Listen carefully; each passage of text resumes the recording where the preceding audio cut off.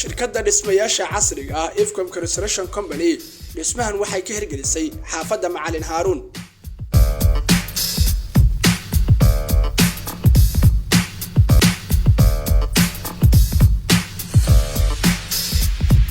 cabirka dhismahani waa 18 mitir iyo 24 mitir waana hal jago oo laga dhisay laba guri.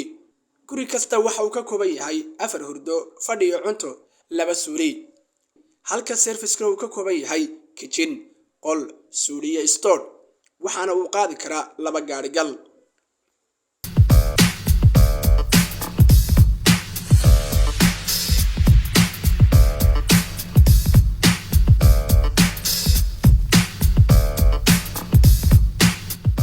kale macmil ila daawo kanina waa qolka hurdada.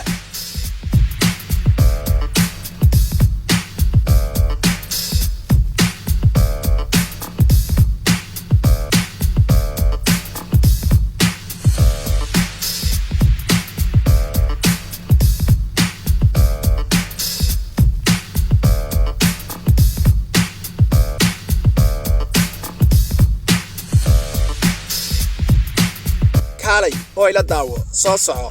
kani waa qolka fadhiga iyo cuntada.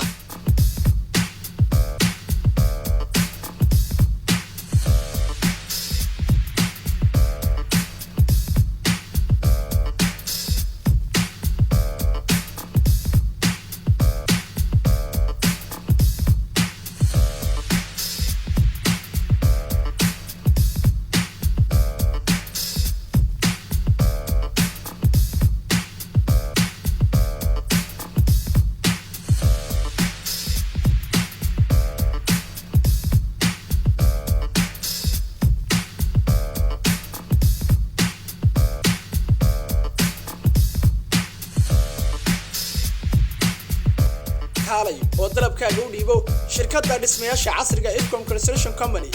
balankeenu waa shirkadda tayada iyo raaniska Ifcom Construction Company.